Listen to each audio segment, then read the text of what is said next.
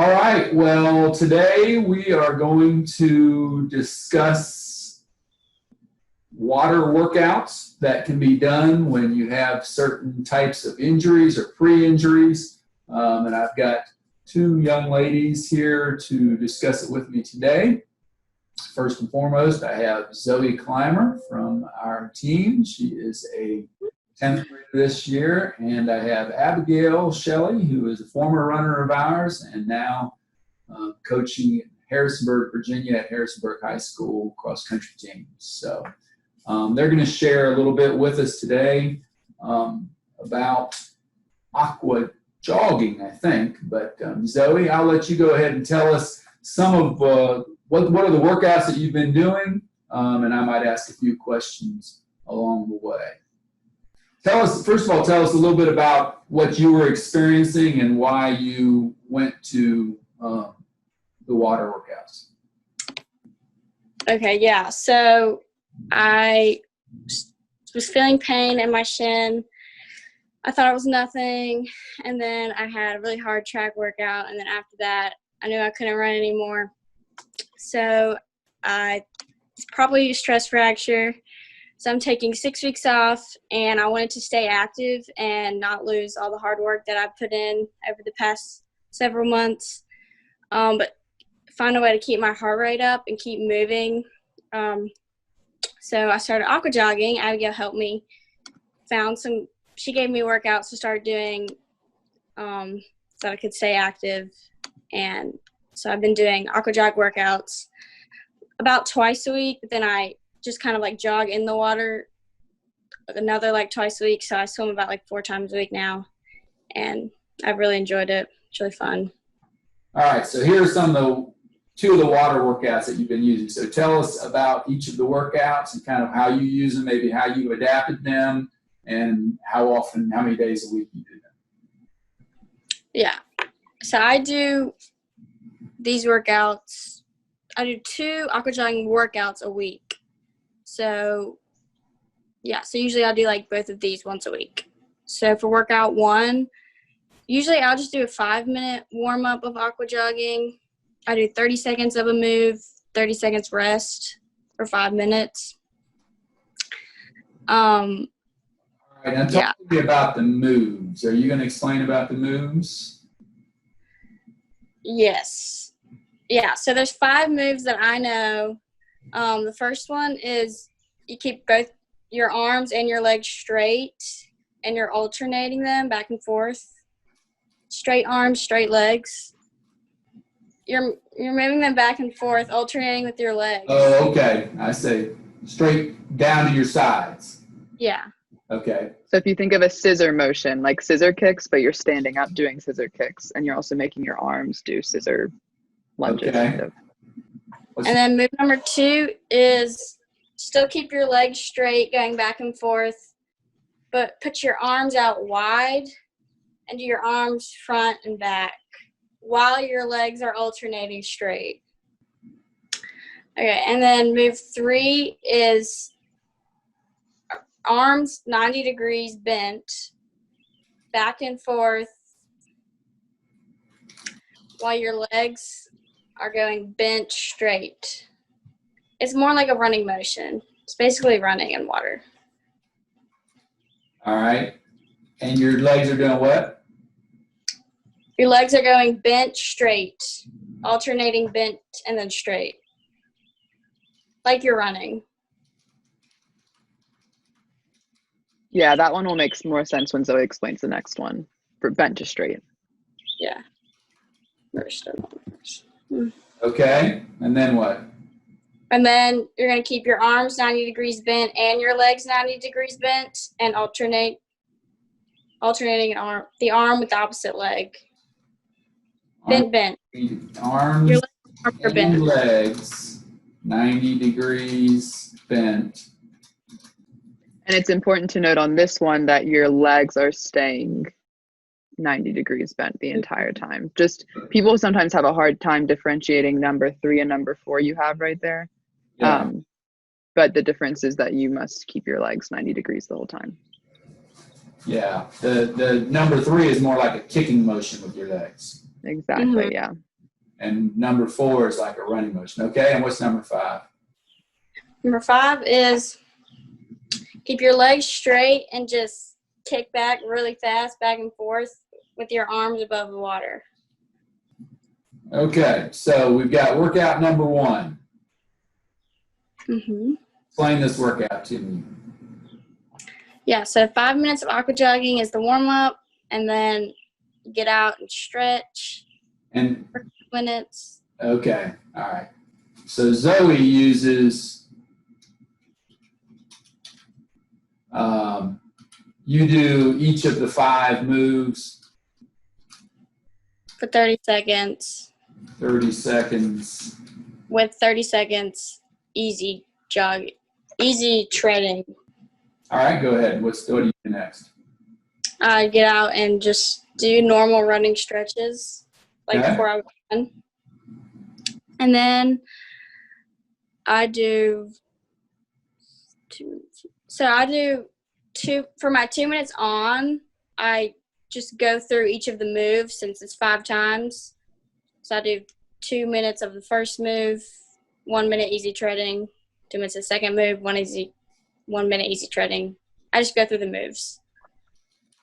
So, For 2 minutes. so this part of the workout then, if I'm not mistaken, would be 15 minutes long. Yes. Okay. Were you able to do And this? I will. Were you able to do this the first time you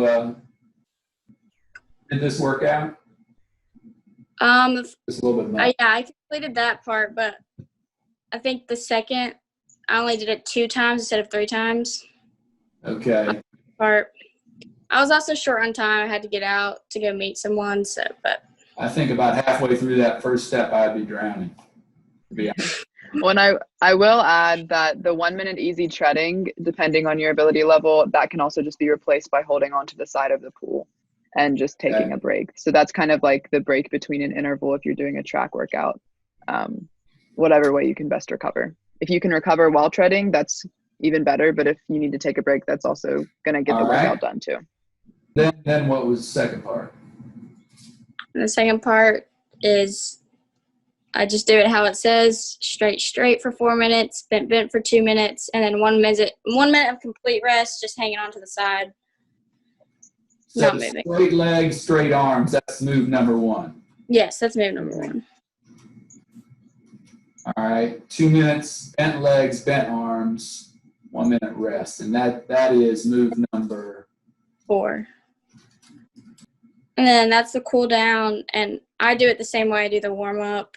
So I do 5 minutes, 30 seconds through each move, 30 seconds easy treading. All right. How long do you warm down? 10 minutes or 5 minutes? 5 minutes. 5 minutes aqua jogging. All right. Okay. All right. So that's a workout. You do that workout once a week. And Yes. would you say that workout to me seems similar to what would be a speed workout or a hard Yes. workout? Is that right? Yeah, that's a hard workout. Okay. All right. What's workout number 2? Okay. Workout number 2, I do the same warm up, 5 minutes, and same cool down. Oh, So then 3 times 4, 10 minutes with increased intensity. So I do 2 minutes of each move, but getting harder. So I would do like straight,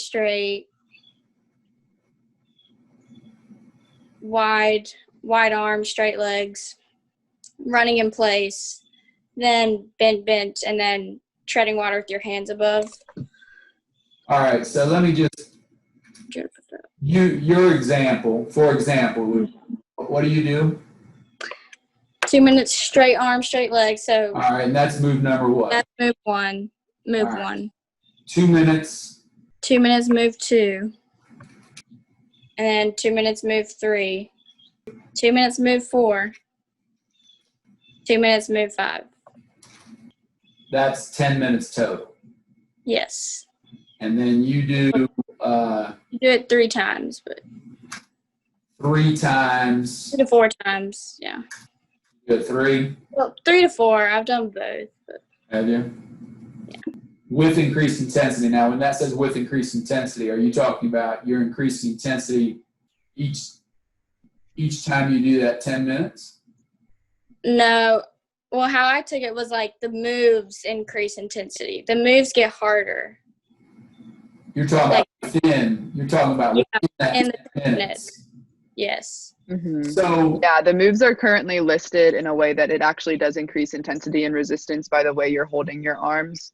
So Zoe explained them really well because she explained them in the way that I would have introduced them, which is the first one that she explained, straight legs, straight arms, is a lot easier than, say, trying to keep yourself above when you have both legs bent.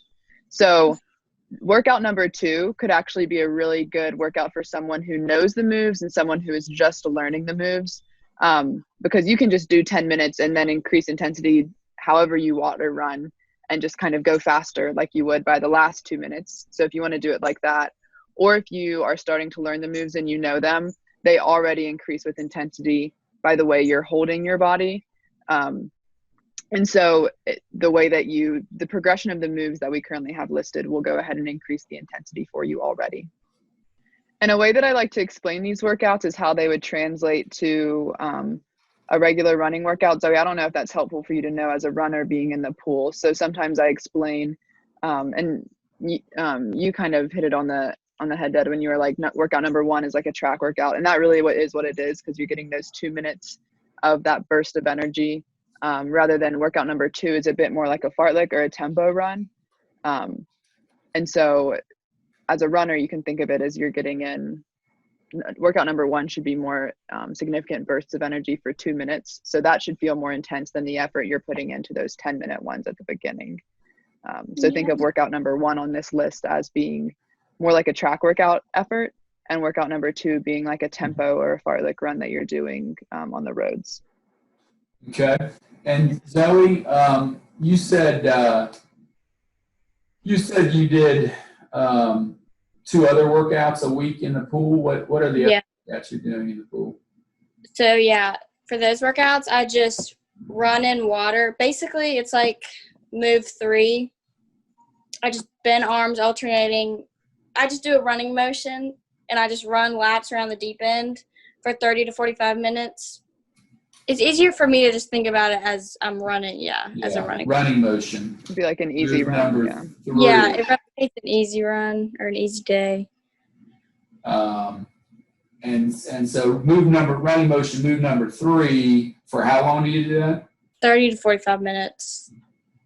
But the key, I think, to this, and Abigail and Zoe, you can chime in and agree or disagree, but the key to this that's much better than biking is that you're getting your heart rate up to the levels of running, and you're holding it at that level for extended periods of time. So, but this would be much more similar to running than bike workouts would be. And then, Abigail, what's your expectation when somebody comes back? You've had some injury times where you've done mostly taken off from running for the most part. And what do you expect when you come back from these workouts then? You will definitely feel a difference. I think it's important not to get discouraged right away and think, oh, I've lost all of my fitness. You are training new muscles during this time while you're doing this resistance workout in the pool, which is actually even better for you. But your regular running muscles, obviously the muscles that take that impact, which are injured and need healing, aren't going to be as strong once you come back. So your cardio doing these workouts should stay the same. And in fact, you're strengthening other areas in your body that you don't strengthen while running, which will prevent injury in the future. But when you go back to running, I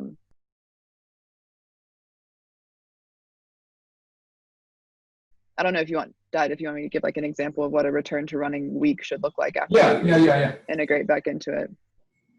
It depends on your injury. So I know Zoe right now did a couple weeks of super dedicated just aqua jogging, and now we're working on a plan for her to do integrated, like both biking and running, both biking and swimming, no running yet, for her 2 weeks. And if she's doing that, then that will start. Biking does more resemblance of that running motion. It's starting to get that impact just because you're having that go down. So then that will hopefully help her integrate back into running more easily rather than just going from swimming to running. So I would really encourage anyone who's doing just swimming for a couple of weeks to have that interim. Zach just called me too. To have that interim period of running and of swimming and biking before you go back into running. It's all about warming up those muscles and reminding them of what's about to come rather than going straight into it. Zoe, do you want to tell us what this week is looking like for you right now as you're transitioning from just swimming and you're hoping to get back into running soon, but you're having this middle period of doing both swimming and biking? Yeah.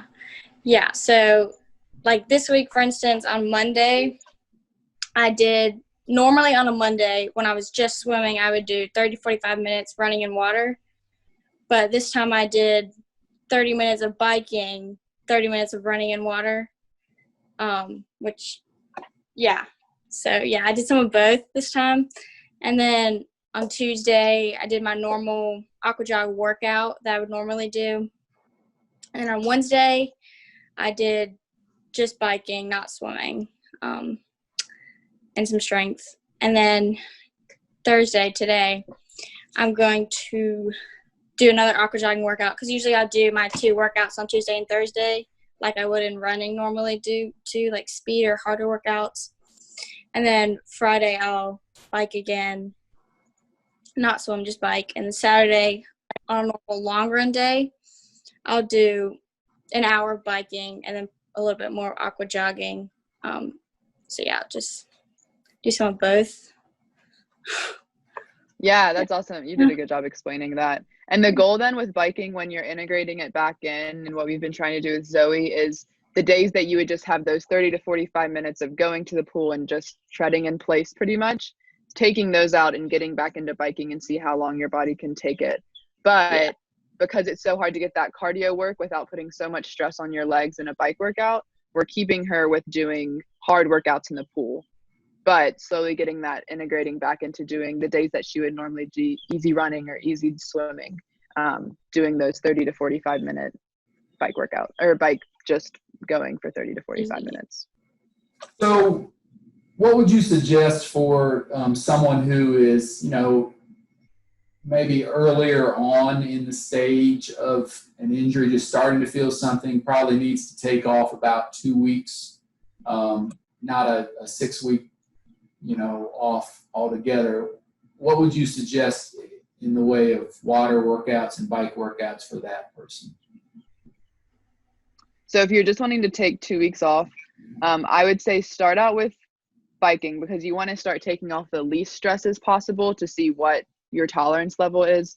If you can do biking without pain, I would you can replicate these swim workouts. Whenever I have something that says on or it's a rep, just go hard on a bike, for example, for 2 minutes and then bike easy 1 minute. Go hard on a bike for 2 minutes, bike easy 1 minute. That's really good for if you don't have access to a pool and if you just need to take some time off from running.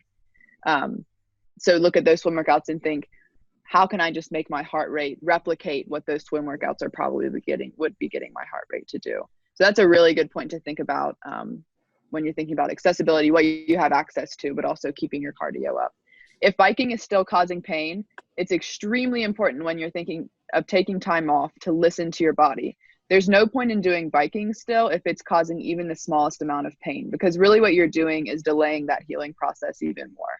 So I would just take a couple days, see how biking feels. If biking is okay and that's what you have most access to, do 3 to 4 days of biking, those 2 main workout days, Tuesday, Thursday, in the pool. And if your body can take it, you can do 5 days of hard workouts, both biking and swimming. If biking for some reason doesn't hurt your injury at all. For stress reactions, obviously it's more important to do a few easy days with some. Straight. Yeah, like I want to emphasize, so something about cross training, it's extremely effective. It can really get in your head a lot. If it is hard for you, you should not be doing 5 day straights of really strenuous workouts, because that means you're going to start hating being injured and you're going to start hating working out. So I would approach this much more from a very holistic approach. If you need to know I'm getting the hardest workout in every single day and your body can take it, you can do 3 to 4 days of hard biking and 2 days of hard swimming. Or pretty much you can do 5 to 6 really hard days if that's good for you. Right. I think something really important when we're talking about taking off time for injury, and me and Zoe have talked about this some too, but whatever brings you most joy with what you're doing. So really 2 weeks off really isn't going to affect your fitness levels that much. So you need to convince your mind of that during that 2 weeks. So if you can convince your mind of that, of doing 3 days of easy swimming, 2 days of hard biking. I'm just throwing around these really random combinations because it can be somewhat random as long as you're getting out and moving and getting your heart rate going for an hour each day. It really comes down to what kind of athlete you are and what you need during time off, if biking doesn't affect your injury. Right. Let me ask you about the biking, though. To me, one of the concerns about the biking, like, for example, if I just go out and bike for 50 minutes or so, my heart rate never gets up to the point that it would during even an easy jog, right? So how, and I think that that's important to have your heart rate up to the same levels as it would be when you jog. So talk to me about a bike workout. When you say a bike workout, are you saying just going out for sort of just a 20-minute straight or a 30-minute or 40-minute straight ride, or are you doing something different? Sorry, I wrote some bike workouts for Zoe, and those look a lot like swim workouts in terms of it's pretty much you have a set time of intensity that you're trying to hit, and that will feel more difficult than just going out and spinning your legs. Okay. So there is, when I say bike workouts, that's a much different thing than Zoe going out and biking for 30 to 45 minutes. Okay. Just like when we say running workouts, it means a very different thing than doing a distance day, or it should mean a different thing than your effort. All right. So you'll send me that document that has workouts. Okay, we'll post that as well. Okay, so then you replace, like for Zoe, you're going to replace the bike workouts or swim workouts with some bike workouts, and still be doing some swim workouts. And then what's the next transition stage back into running? After replacing that? Yeah. Then I would start integrating. So mainly really what that interim period is just doing is judging the stress that you can put on your legs. So then you can choose whichever one, biking or swimming, that you prefer during your cross training period, or for some people it may come down to access, what you have more access to. And then I would split days. I would only do a few days of easy running on a soft surface. The worst thing you can do for yourself when you're recovering from an injury that has to do with your legs or your hips is going back to running on roads. And Zoe can probably tell you that also takes a lot of discipline for finding grass that you can run on. Mm-hmm. But I would come back and just do 10 to 15 minutes of running. We just cut our grass out there, and we've got some really nice soft. There you go. Yeah, and that is really key. That is key. So within your first, and again, this takes a lot of discipline, and if you need someone to talk to, Zoe Clymer is your person to talk to about how to stay dedicated to this. But I would say the first month back, stay on soft surfaces as much as possible. Again, it's all about healing. You may not want to go back to cross training. So the first week back you should still be supplementing some cross training, especially for workouts. So you should be doing 2 days a week of whether it's you want to do a bike workout one day, a swim workout on Thursday, 2 swim workouts, whatever you want to do. But then you want to come back with those easy days and do 10 to 15 minutes of running on grass. So even if you have a quarter-mile loop, do 10 to 15 minutes on that. And then, depending on how much more time you want to add, so Zoe was up to doing 45 minutes on her easy days. And that's important of maintaining that recovery time. So supplement that time. If you did 15 minutes of running, get on the bike and do 30 minutes of easy biking. And so it's all about keeping the time goal that you have for that day, but doing what you can with it. And then keeping those workouts. But again, I'm looking at, so that's for Zoe who's, going through a 6-week period, but for someone who's at an earlier stage of potentially just starting to feel a little bit of pain, how do you coordinate the two, let's say a 2-week period? Yeah. As far as the coming back then. Right. I would say stick with soft surfaces. I would say within the first week back after that 2-week period, I would never exceed 30 minutes and I wouldn't do a workout back. The next week then, if you want to build up your easy runs to 35 minutes, 40 minutes, and if your leg is feeling great and fine, go for it and maybe work in a harder workout running, but stick to grass. So a 4-week, let's say a 4-week cycle. So somebody says, hey, I've got a little bit of soreness in such and such leg. So you go from that, you go to bike workouts and pool workouts, or an alternating both for the first week. Second week, maybe you start to take some of those bike workouts and maybe try to do some 30-minute runs on soft surfaces, or maybe even the third week. Yeah. The third week, let's say the third week, then you come back and you alternate still some of your pool workouts or bike workouts, 30 minutes. And then, but not doing any kind of speed work. And then the fourth week is when you start to integrate a little bit of speed work back in there. Yeah, I mean, that's what I would recommend. Obviously, I'm not a doctor. Right. I would just say it's always like, I mean, when we think about when we go to the doctor, or if we have surgeries, obviously this isn't as serious. But if you have a surgery and they tell you to take time off to heal, it's never this time and then you can start back full force. And so that's just something that I think with injuries, we want to avoid telling people, of saying it will be a gradual process going back. But this is actually a perfect time to recognize it is a gradual process. You have the resources and time to do cross training. And if you're wanting to take 2 weeks off, expect an extra time period to be adjusting back to running. And it really comes down to, like, it is your pain level. So if you're the only, as the runner, you're the only person who is the expert on your body. So if you're into that second week of taking time off and you feel totally fine, you've done maybe a 10 to 15 minute run if you wanted to, and biking hasn't aggravated it at all. And really, sometimes it is just taking a week off, and that's totally, totally fine. But even if it's the second week that you're entering back into running, don't get back on the roads. If you want to try to do 45 minutes on grass and it feels fine, that's great. But it's going to end up being more time that you're spending if you go straight back to what you were doing beforehand after that 2 weeks. Okay. Zoe, you got anything else to add? Just trust the process. Yeah, Zoe, I'd like to hear, I think you have a lot of wisdom in pertaining mentally to how to stay engaged while you're being injured and what patience looks like. Can you give like a few sentences of thoughts of what that's like being injured? For me, it's just like realizing that like the cross training is going to help me stay stronger and stay in shape for when I do come back to running. You just got to think about it like long term, and like I just have to realize like for the longevity in the sport, like if I want to run for many years and I want to get stronger and better, injury's inevitable and it's going to happen, and I just have to do the best I can to maintain the fitness and to become stronger from it. Yeah. Just good advice. Longevity. All right. Good stuff. Well, I'll try and edit this together, and yeah, it's a lot of good stuff. So.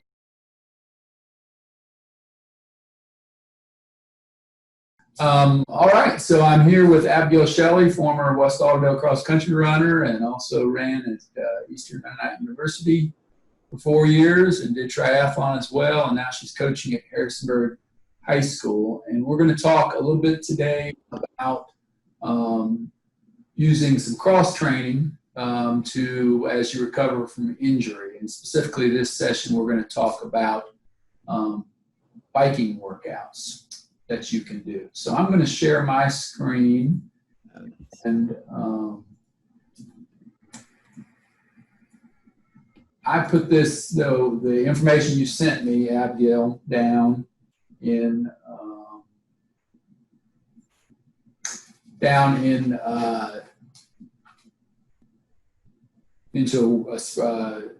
I put your information into a Microsoft Word document. So if you go through and kind of explain time trials, maybe explain a little bit of the idea behind biking, and also just kind of the idea of, as some people do biking workouts, should they feel any pain, and if they're dealing with some sort of injury in the lower legs or that kind of thing, what should they be looking for, and that kind of thing. So. Yeah, for sure. So do you want me to start with walking through some of the workouts? Yeah. Sorry. Yeah. So let's just say, for example, let's just take an example. And this happens often. Is somebody starting to feel some tenderness in their calf or in their shin area or something like that, and so they just need to take off, a week or two from running, and they want to maintain their fitness during that time. Kind of how would you explain this to that person? Yeah, so depending on your level of injury, I would say catch it early. So if you feel some pain, and I would say take 1 to 2 days off, just not really doing anything. So if it is just something small that you tweaked, it has some time to recover. But if it's something greater, you can get to more of what the root of the pain is rather than it just being aggravated. So first I would say take 1 to 2 days off. And then I would say hop on a bike and just do 30 minutes of easy biking. Try not to hit too many hills. Around Mississippi, you probably won't have any place that has too many hills that would hurt you. And then just kind of do a self-assessment afterwards and see what your pain is. If you already feel pain before that 30-minute mark, go ahead and stop, and that's some good information for you. If you feel no pain over that 30-minute period, that's a good sign, and then I would assume that biking would be a positive option for you going forward. And then what we'll talk about soon is a few of these workouts then that you can do that would feel more like a track workout. So you may know as a runner, you can't just run 30 minutes every day and do it easy, and that's the only training you have to do. So just like that, we try to replicate that with cross training and making sure your body is on a similar schedule still, with hard days and easy days while you're cross training. So that transition back into running will be so much easier. So. And if they do feel pain after even doing easy biking, then the aqua jogging would be another. Right. Aqua jogging would be your best option. It would be super rare for you to feel pain doing that. Obviously, if you feel pain with that as well, that's a good sign to just take time off, whatever you and your parents deem most appropriate, if it's see a doctor or what. But aqua jogging should not hurt that area, especially because it's no impact. And biking is a very, very minimal impact, but you are applying pressure when you go down on those pedals. So that's why we look out for if it's hurting with that, because that means it's maybe a more serious injury. But most people's injuries, especially if you catch it on the front end, will not hurt on the bike. Okay. And should not hurt. Just like you do that self-assessment with that first 30 minutes to see if you can then go and do full bike workouts, you should also be doing that while you're doing the bike workout. The whole purpose of cross training is that you are not feeling any pain while you're doing it. So it's possible that you could be fine on the 30 minutes, but then when you're doing that harder, if you're going harder on the bike, you're applying more pressure to those pedals. So that would be important to do those check-ins with yourself too after those workouts during cross training. Okay. Yeah, so talk a little bit about the time trial, workouts, what that is, and some of the cautions of it, and then let's just go through those workouts. Yeah. So a time trial, and you'll see it abbreviated as 2 capital T's. You may have heard this word being used in the track and running world. It's not really used in the same way. Time trials are equated to races pretty much in the track and cross country world, and you use them kind of conservatively. But with time trial on bike, it's mainly just saying, hey, you're going to go fast, full effort. And that's a pretty safe thing to do in terms of training wise, just because it's pretty much getting your cardio up. So whenever I say time trial, it's about perceived effort. You're going as fast as you can over an amount of time. So obviously, in running, if it's a 10-minute time trial, you won't be going as fast at the get-go as if it was just a 2-minute time trial kind of thing. So make sure you look at these workouts for what they are fully before you start them, so you know how you want to pace yourself. So that's what a time trial is. Bike safety is a huge thing. A lot of you are around Okeechobee areas. If you're doing a time trial, I would highly recommend you going to Twittley Branch Campground in that area rather than doing at the dam. And then depending on your roads around your house, just because a time trial, you're putting so much energy and effort into doing it fast and quickly on these workouts. So make sure you choose wisely. And also you're not going to want to be stopping at like road blockages or a stop sign, or miss a stop sign because you're more focused on your effort you're putting forth. Again, this disclaimer at the top isn't for all biking. Like if you're doing 30 to 45 minutes easy, then that would probably be safe for other places. But I would just really encourage you to think about where you're doing this before you start this kind of workout, just so you can get out of it what you need. And of course, wear a helmet. Yes. There, you are proving nothing if you're not wearing a helmet. So do wear a helmet. That's really important. Okay. All right, I'll go to bike workout number 1. This bike workout, I'll start what it's similar to. I think with runners, it's really important to know what it's representing, or what it would translate to once you get back into running. So bike workout number 1, similar to a track workout. It's more like if you're doing 400 meter and 800 meter reps. So you're going to do a 10-minute warm up easy. This is just spinning your legs, getting kinks out, just figuring out, getting comfortable on the bike. Some people just do a 5-minute warm up, whatever feels good to you. And then, so yeah, that can be a 5 to 10 minute warm up. Then you'll do 1 by 10 mile time trials. So if you have a GPS watch, you can wear that while you're biking. It's still, almost all GPS watches will still pick up any information you need. There's some nice phone mounts for like $10 that you can also use on your bike. And so if you're on Strava, if you're using a GPS, I would just check it every 2 minutes or so, or maybe a route that's a mile exactly.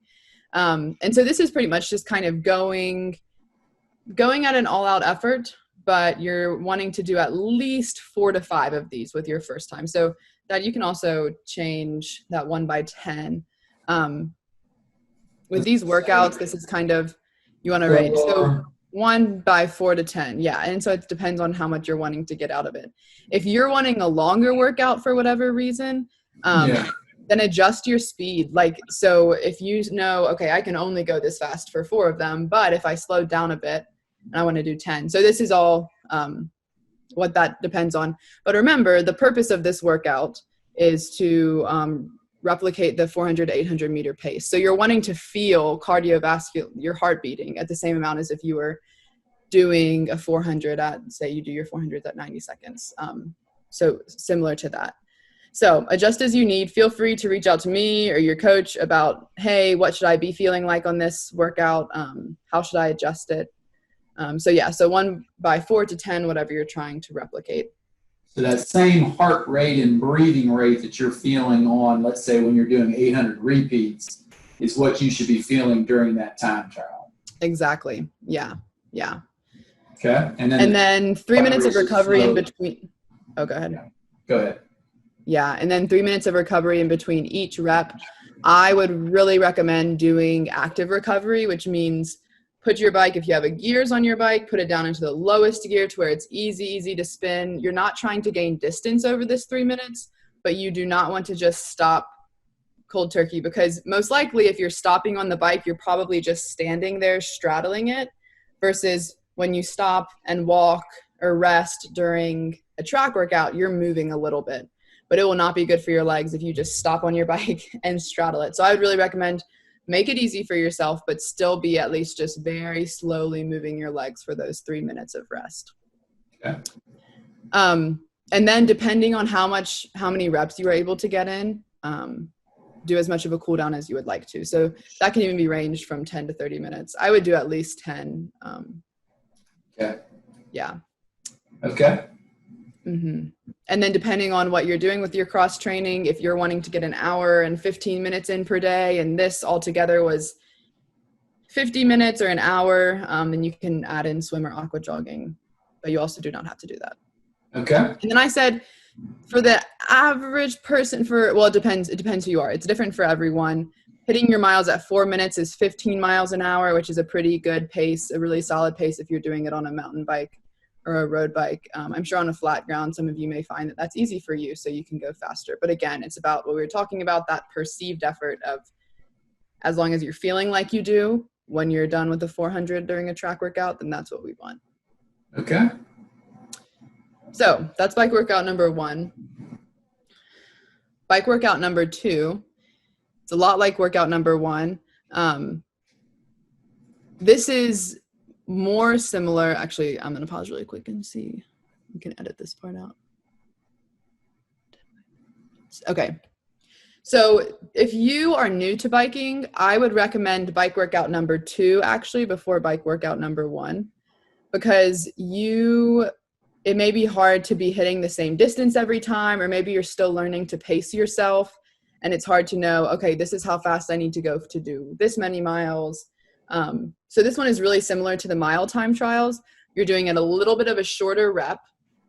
You're getting 1-to-1 recovery, which means if you're 3 minutes time trial, you're doing 3 minutes recovery. So I would just, if you're going out and you're going to do it on flats, go hard for 3 minutes and then go easy for 3 minutes. So really what this is like is maybe more like a fartlek run or something like that, where you're going hard for 3 minutes, easy for 3 minutes, hard for 3 minutes, easy to 3 minutes, and do that 10 times. So that should actually put you, this will be a longer workout. You can choose if you want to do 7 to 10, if you want to do 5, whatever works, but that's what this will feel like. You say 7 to 10 reps. Mm-hmm. And they're going to be 6 minutes in all. So 3 minutes on, Yeah. 3 minute off. And you want to be breathing pretty hard by the time you get to the end of these. I mean, with biking, we have to do a little bit longer reps just because it takes a little bit more for our heart to amp up to that. If you have a gears on your bike, this would be something to adjust your gears once you get going faster to where it's still providing a good amount of resistance. Okay. And then the cool down can also be 10 to 30 minutes. And again, they shouldn't be feeling any kind of pain in whatever Exactly. they have at this point, right? Right. Okay. Yeah. Yep. And yeah, I said down there, reduce the reps to 5 to 6 if you need to, and then build throughout the coming weeks. So this is something that you can build with too. Okay. All right. Bike workout number 3 is a lot more like doing mile repeats for running, but you're actually doing a 2-mile time trial. So 10-minute warm up following the directions that we've given so far. Get your legs spinning, do it easily. If you have something like a hip injury that you're working through and you need to stretch your hip after you warm up, that's a good idea. I would really encourage you to do the biking warm up first and then stretch your hip or stretch your body rather than doing it the opposite way. And then 3 to 5 by a 2-mile time trial with 45-minute recovery. So these should be between 8:30 to 10 minutes, like I said there. That number may mean nothing to you if you need to go and figure out what feels hard for you during a 2-mile time trial. It should feel like doing a mile repeat, but if your coach told you to do 3-mile repeats in a workout, it should feel like you were, obviously it's going to feel harder by that third one than it does for the first one. So adjust accordingly. And if 3 feels easy, then do 5. And with this one, you have a 4 to 5 minute recovery in between. That's a pretty long recovery. You'll maybe be getting in 3/4 of a mile during that recovery if you're spinning easily, but just remember to keep those legs going. Okay. Mm-hmm. Yeah. And then 10 to 20 minutes cool down. And then finally, the bike workout number 4. This one is for those who have mastered or maybe feel bored by bike workout number 1, 2, and 3. And this is when you're wanting to do a more sustained time trial. So this is a full 30-minute time trial. So that means you are going to be going hard for 30 minutes. This may even replicate, maybe not a full race effort for you, but it should maybe replicate, maybe if you had to go race 1 or 2 miles at race pace, it should replicate that. The thing that happens with this is that you would need to feel comfortable for an extended period of time, and maybe even on more busy roads if you may need to be going out into more traffic to get the amount of mileage that you need. Be best to do on a loop. I would never recommend going on roads for time trials. But so if you're feeling good, if you can do the 2-mile time trial and get up to 5 on that, then I would recommend going to 30 minutes time trial. But I would say until you get those reps down and are more comfortable with them, don't do bike workout number 4. But if you're ready, go for it. What would a week if someone were, let's say, just starting to feel a little bit of pain and but on the bike they don't feel pain, what would a typical week look like to replace what we do at the high school level? So at the high school level, for our team, we're doing generally maybe a hill workout on Monday. We're doing distance on Tuesday. We're doing track workout on Wednesday. We're doing a long run on Thursday or something like that, or a distance run on Thursday and a long run Saturday. So what would a similar biking regimen look like? Yeah, I mean, whenever I've been prescribed cross-training workouts for myself or when I give them to others, I ask exactly what does your regular week look like, and then how can we make it as similar as possible. So for on a Monday when you do a hill workout kind of, or if you do hill repeats and in an easy run or mixed with mileage, then I would go out and do, if at the dam, for example, there's 2 great hills on either side.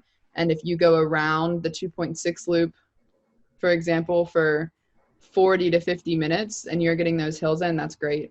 That would replicate just a regular distance day? That would replicate a distance day, yeah.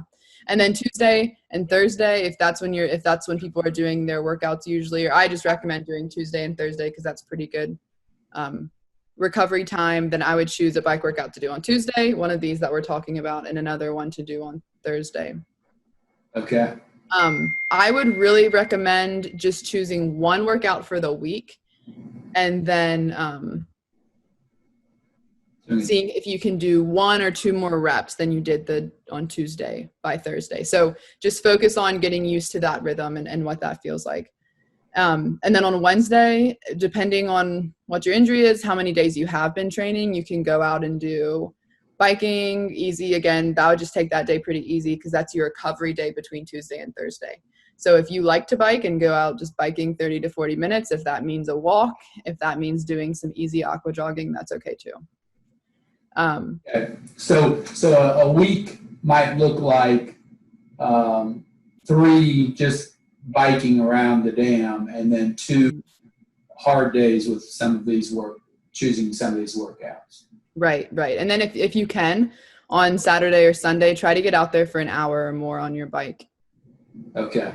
And replicate doing that extended period of cardio. So maybe 2 just 45-minute rides, 2 workouts, and then a long hour plus bike ride. Right. Okay. What then is the transition back into running? What does that look like with when you're doing biking? Yeah, I mean, it completely depends on the injury, but if it is something that seems like if you're feeling great on the bike, then I would go out and say we're working, on a 2-week period and you've been on the bike now for 2 weeks. That 1 week that you're going to be getting back into running, I would really recommend you going out and doing 10 to 15 minutes on grass or maybe that Sunday before that new week starts, going out and doing 10 to 15 minutes on grass and then do that self-assessment with yourself again. If it feels completely fine, then I would begin to ease back into what a normal training schedule looks like for you, but stay on soft surfaces that first week, no matter what. Maybe, okay, so maybe a transition week, if you run 15 minutes on a Sunday and it feels fine, then a transition week could be maybe doing easy runs on Monday and Wednesday and doing 2 hard bike workouts on Tuesday and Thursday. Yeah, so thanks for saying that. Yeah, so still with workouts, stick with your bike workouts for that first week back. And I would say don't do a long run, but you can on that Friday, go ahead and do an easy run too, if that's good for you. So what would you say is the minimum amount of time if something's starting to feel tender? And you go on to would a solid week on bike and then a transition week bike to running, if you feel okay, is that okay? Or really would the minimum be 2 weeks on bike and then a transition third week? Yeah, okay, you're not going to like this answer, but I think it really, really depends on if it's bone or muscle related. That's just where injuries are completely split. So for example, for me, it's a muscle. If it's muscle related, so I had tendonitis one time in my foot and I took a week off. I took a week off solidly, but if I would have swam, it probably would have been fine too. And it was healed. So For muscles, I would say plan to take 1 to 2 weeks, not including that week that you're going to be adjusting back. Especially, I mean, you would probably, especially during the time that we're currently in, which I guess you guys are still competing, so that's not the great answer. But yeah, I mean, I would say plan to take 1 to 2 weeks and then have a week where you're adjusting back to running. Okay. All right. That's a good answer. If it is, and it's always hard to say bone related versus, tell me the difference between when an injury might be bone related and might be muscle related. I mean, hip injuries are usually you're talking about some muscles in there that are strained, right? But when you start getting around the shins and right. If you can pinpoint the place where it hurts and touch and press and it hurts with pressure without any weight bearing, then it's likely to do with bone. I mean, I'm not a doctor. That's what I've experienced in both and what I've been told to. Another good sign of if it's bone is if you apply that pressure and then it aches after you've taken the pressure off. That can actually, you can also use that gauge with hips as well.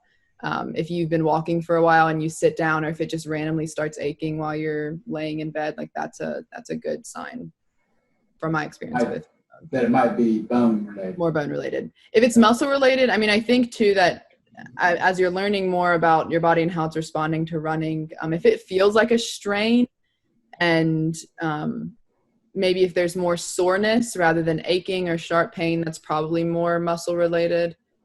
I know like when I've had tendonitis in my foot, you may even notice a little bit of inflammation as well. So if it's inflamed around the area, it doesn't mean that you're automatically ruling out bone, but it's likely has to do with the muscle first.